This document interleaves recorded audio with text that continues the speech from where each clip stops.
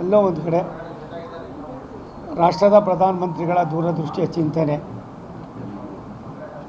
ಅನಿರೀಕ್ಷಿತವಾಗಿ ಆಗಿರ್ತಕ್ಕಂಥ ಈ ಒಂದು ಕೈ ಘಟನೆ ಭಾರತ ಮೇಲೆ ಇನ್ನೂ ಕೂಡ ಆ ಥರದ ಪರಿಣಾಮ ಬೀರಿಲ್ಲ.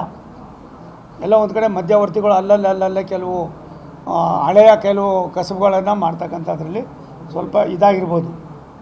ನಾನು ಅಧಿಕಾರಿಗಳಿಗೆ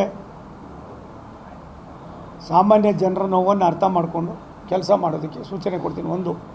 ಎರಡನೇದು, ಗ್ಯಾಸ್ ವಿತರಕರು ಈಗಾಗಲೇ ರಾಜ್ಯದ ಆಹಾರ ಮತ್ತು ನಾಗರಿಕ ಸರಬರಾಜು ಮಂತ್ರಿಗಳಾದ ಮುನಿಯಪ್ಪನವರು ತುಂಬ ಸ್ಪಷ್ಟವಾಗಿ ತಿಳಿಸಿದ್ದಾರೆ.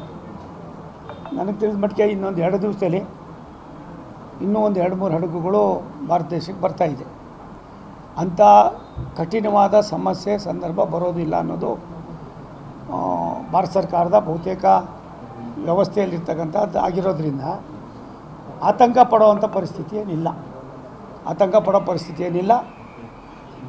ದೇಶಕ್ಕೆ ಬೇರೆ ಬೇರೆ ಭಾಗದಲ್ಲಿ ಆಗ್ತಕ್ಕಂಥ ಕೆಲವು ಅನಾಹುತಗಳಿಗೆ ನಮ್ಮ ದೇಶವನ್ನು ಯಾವ ರೀತಿ ಸಂರಕ್ಷಣೆ ಮಾಡಬೇಕು ಅನ್ನೋದಕ್ಕೆ ರಾಷ್ಟ್ರದ ಪ್ರಧಾನಮಂತ್ರಿಗಳ ದೂರದೃಷ್ಟಿ ಚಿಂತನೆ ಭಾರತ ಸರ್ಕಾರ ಎಲ್ಲ ಥರದ ಕ್ರಮವನ್ನು ಕೂಡ ತೆಗೆದುಕೊಂಡಿದೆ.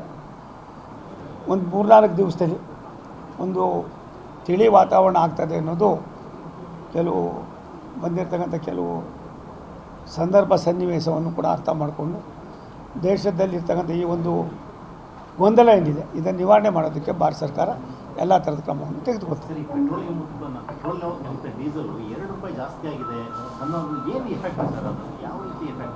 ನನಗೆ ಅದ್ರ ಬಗ್ಗೆ ಮಾಹಿತಿ ಇಲ್ಲ. ನಾನು 3 ದಿವಸ ಆಯಿತು ಕರ್ನಾಟಕಕ್ಕೆ ಬಂದವನು ಬೇರೆ ಬೇರೆ ಭಾಗದಲ್ಲಿ ಸುತ್ತಾಡ್ತಾ ಇದ್ದೀನಿ.